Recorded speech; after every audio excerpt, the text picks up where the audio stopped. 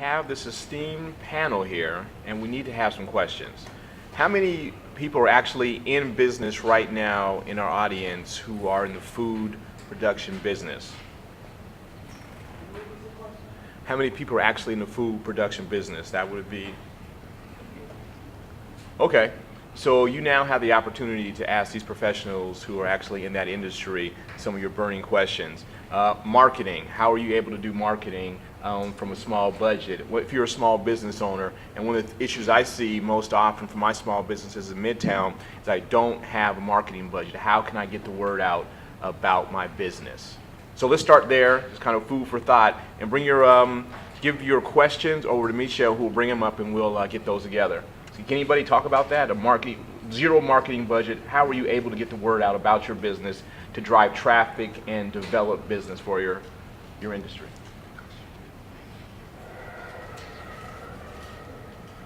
Well, I'll talk to that. Our biggest marketing, because we've never really had a good budget for marketing, has always been our vehicles, because we go around town delivering. And we have 10 trucks on the road right now, and we always get calls saying, hey, I saw your truck on the road.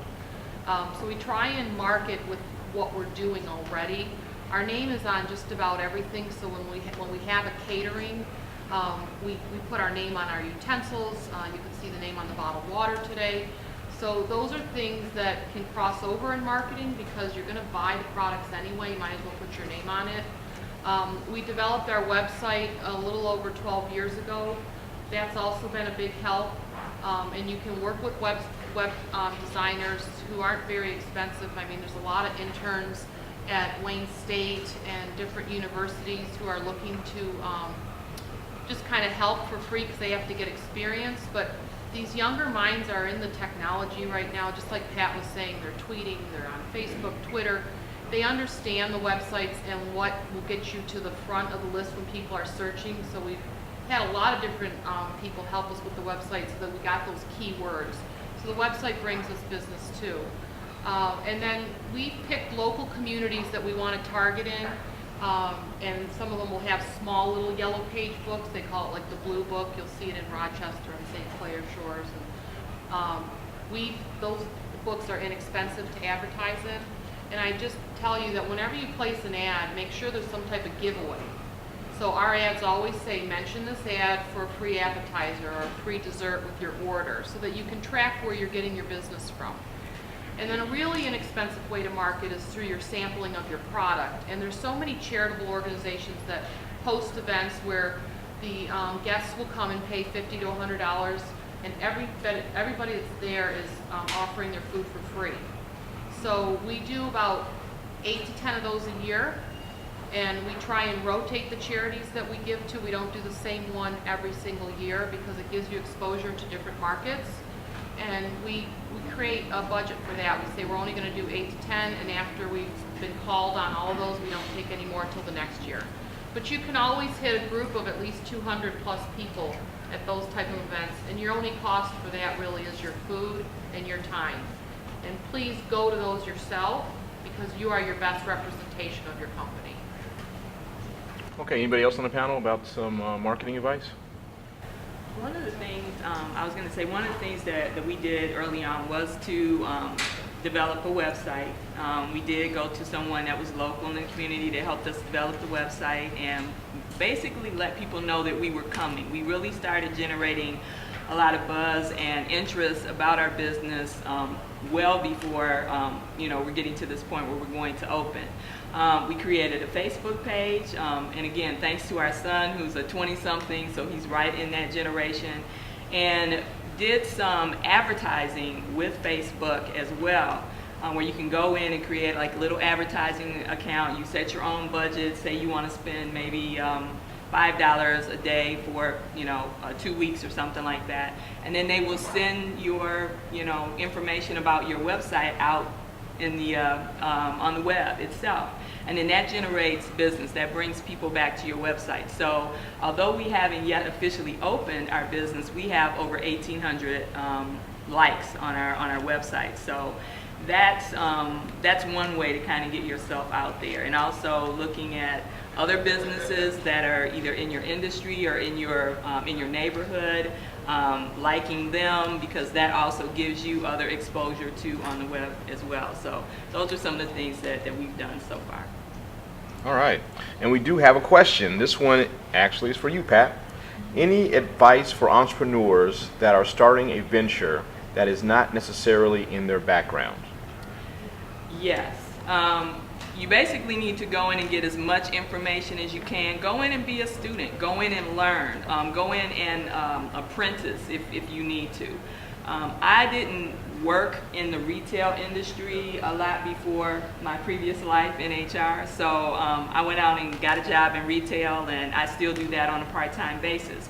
Why was that important? Because I needed to understand the industry itself. How is retail different, and how is food service different from working in HR, which is just a component of many businesses, but it's just a small segment, of just looking at, hiring and things like that. I needed to understand really the bigger picture, how do they deal with customer service? What does that really mean? How do you actually employ that in your business, and how do you actually do that, as a person, as a business owner, but you also have to satisfy customers. What are some of the key elements that other businesses are doing to make sure that their customer service piece is really successful? So those are some of the things that I found out just by working in that different industry. And then more specifically, as I mentioned earlier, with coffee, learning about the coffee business, getting educated, talking with people that are experts in it, learning how to make it, actually getting in there hands-on, learning how to pull espresso shots, how to make a great, pot of coffee in a large, capacity. So those are some of the things that we all did in our family as a team to try to learn more about the industry that we're going into. Okay, thank you, Pat. We have a general question here. And this may be more suited for our bankers or business developers. Is there any funding to help me with my past debt? And that may be suited for no. Oh, there we go, Pat. Wow, very difficult. A bank won't lend you money to pay for your past. What I've seen is for established businesses, maybe they factor their receivables. They sell them because they have to raise cash right away.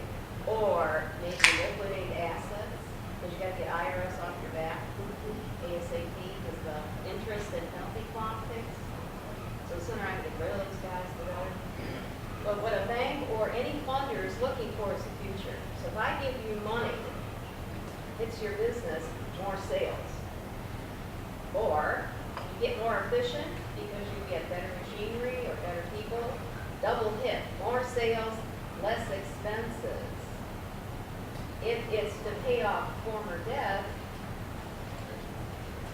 no new sales necessarily. You could argue I'm going to survive for another day, but the lenders don't see it that way. So it becomes maybe a liquidating of assets way to do it, unfortunately.